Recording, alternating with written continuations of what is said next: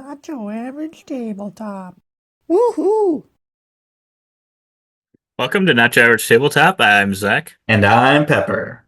and today we're giving our first impressions of the solo game Conservas or Conservas. However you pronounce it, we will say it differently every time. But Conservas. Conservas. But yeah, this is a solo game, which if you guys have been around the channel for a while, Pepper is usually the guy that plays the solo games. I occasionally will play a game solo here and there, but it's usually not my first choice. But you tell him, Pepper, when I saw this one, and even though it was solo, what did I do? He started drooling. Uh, I backed it immediately because yeah. I don't know. I feel like it was right around the same time I had either thought about or dreamed about a bag building game that had to do with fishing. And I then have a dream. it was like this, it was like within a week. And I was like, well, that's a sign that I got to get this, even though it's solo only. Uh, I should be able to enjoy myself. It made me think a little bit of Coffee Roaster, which is kind of a solo, kind of bag manipulation game. And this one kind of seemed similar in that bag manipulation style. Um, and yeah, this one, I liked the artwork of the game, so that drew me in as well. That did not hurt. And yeah, you've got this little booklet here, like some solo games have. It's kind of I don't know, would you call it campaign? It's not really a campaign, but it's got all the different months of the year in there. You don't necessarily have to follow them. I don't know that it's really a storyline to it or anything. So if you're looking for like, oh, I want to see what I did in January and have that affect February, and there's none of that in the game, but it would be cool if there was, but it's not quite like that. It's just got kind of different scenarios is Yeah. really what it is. Yeah. That Different really pieces that you start the game with and different things to fill out for points. Yep. So, like you can see here, although this is not in the English version, but you will start with. So, yeah, each it does have both in that same booklet. One side is the other a language, but you'll start with a certain amount of coins and then a certain amount of tokens in the bag, depending on which month you are playing. And then by the end of that month, so you've got so many days, and then you'll have to have a certain amount of coins and a certain amount of the tokens still left in the bag at the end. And you might be like, oh, what's so hard about that? Or how Keep do the I get those token. tokens? How do you get those tokens? Well, to get the money, you gotta usually be selling these tokens. You gotta go out, catch them on your boat, and then be able to sell them on that page there. You can see you get coins for selling the different types there, or pairs of them, or trios of them. Um, and but the thing is, obviously, uh, I like this theme a lot where you're trying to manage the sea as well, so you don't want to, overfish, and then all of a sudden you don't have any clams left because you just, you used all or caught them all and sold them all, and now there's none left to reproduce. So um, you're wanting to pull pairs at least of different types out and not catch them or not keep them and keep them in the open waters, and then you will be able to add additional of that token type back into the bag. So there's a little bit of a luck factor there, and I think that would probably be my biggest complaint with the game is there's going to be times where you just get unlucky, and it is there is a potential heavy luck factor in this one. Yeah. Yeah, there is that. I like bag building. I like bag crafting. I guess if you aren't actually building or adding things, you're manipulating it and possibly taking things out, similar to Coffee Roaster. In my one play, I did experience some luck, some good luck, and some bad luck. So I think it evened out. I did end up just barely sneaking out with the victory. Uh, but yeah, I like trying to just vaguely kind of have an idea of what's still in that bag and try to adjust it the best you know how by leaving those pieces out. So you'll be drawing a bunch of 5 pieces, is it? Yep, per Drawing car per so you'll have the open water, and then you'll have every ship. every You'll ship draw like that. 5 pieces out. Yeah. and put them in one of those areas. And then, yeah, you got your ship there, and then you can't quite see it in this picture, but there's a little bucket on the bottom right corner, and it'll have a number on there. That is how many you'll have to keep in Yes. whatever five you put on that ship. So you'll have to keep at least two. Or there's the white tokens there that you can kind of see on some of those ships, and those are just water tokens. So those will not, obviously, you aren't bringing water home.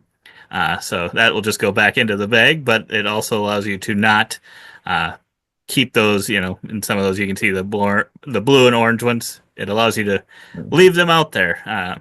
And in the case of the orange ones there, they'll be able to add an additional token that you'll be putting in the bag. So Yes. this guy was really on fire. Look at all those threes, those trios. He sold all of those. That's Yeah. a lot. That's a lot of money. Got a lot of bank. Totally.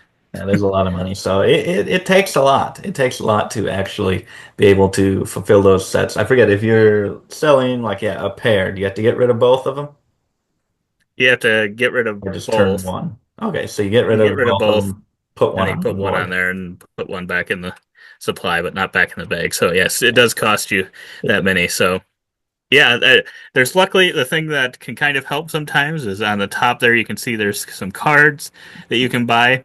I think the Dice Tower, one of their complaints was they didn't understand why those cards would be bought with fish or whatever. I don't really care about that. I just find it fun because a lot of them have like these game breaking feeling abilities, Yeah. and they're just a lot of fun to do. I don't really know why turning into different fish, why that would matter for this either. I get it, but so thematically, I don't know, but it is a fun little thing. So yeah, keep the traded fish tokens on this card. They are always counted as part of your open water. Okay. So this is a way that you can potentially multiply those fish pretty quickly, or a lot quicker potentially. And yeah, I've really enjoyed this game. I I'm just gonna go into my first impression score here, even though I've probably played it a handful of times now. And it's got to be like an 8 to an 8.5. There is a lot of potential luck, but I think the component quality in this one's great. The artwork is great. I love all that about it. It's a solo game, so it's just you're playing by yourself, so it's not like you're playing a 2.5 hour game and it's totally luck based and you aren't drawing well and this wasn't very fun. It's a quick game, so you don't.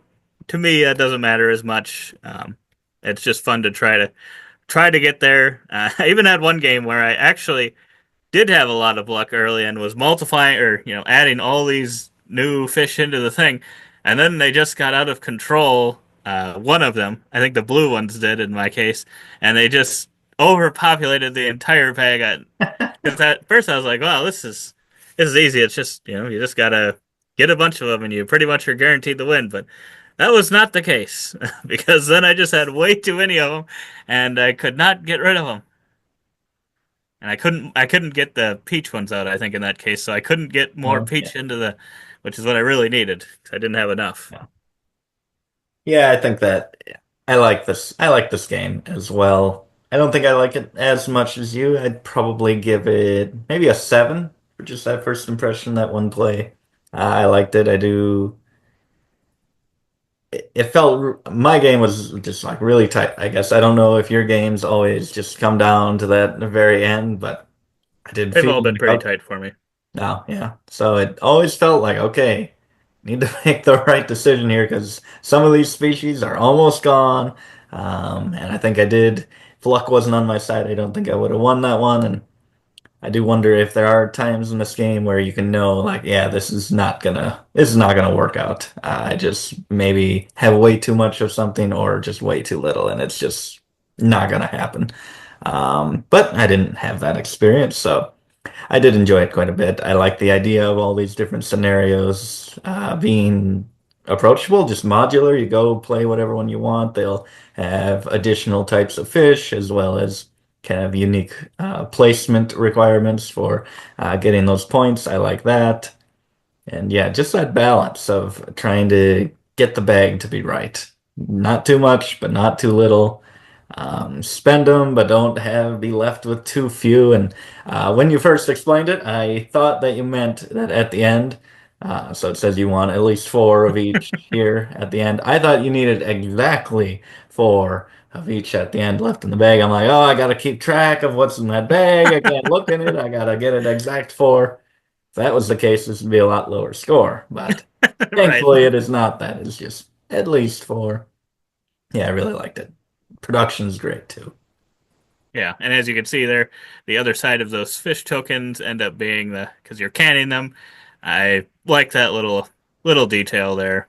They didn't have to go that hard, but they did, Yes. and I really liked it. And then So, sometimes you just pull them out of the bag and they're cans floating in the ocean if you're me and you don't put them on the right side. oh, Pepper, he tries to get under my skin by just putting them on the wrong side, Hey, these people are intentionally. doing it too. That's true. They know there's that trash out in the sea, but I think thematically this one actually, to me, actually, it felt like it came through. I don't know. Maybe you didn't feel that, but I, for thematic games, I think it came through.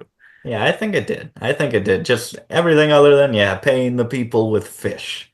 Be like, oh, I'll come work. Here you go. Here's a fish. That's probably the only thing that doesn't quite work. But yeah, going out, fish, breeding, having more fish come into the ocean, taking some of them and selling them. I think it works. I think it's a great theme and a great implementation. And I think bag building is probably maybe the best mechanism to represent it. Hmm. Yeah. I definitely think so. Let us know in the comments below what you think. You can see an unboxing video that I did. It's been a while now that I did it ago, but you can go check that out. It should be going up alongside this if you want a little bit closer look at what's inside the box. But otherwise, if you like the video, subscribe, give us a thumbs up. But otherwise, we hope to see you on our next video. And as always, don't forget to keep on nibbling on our content.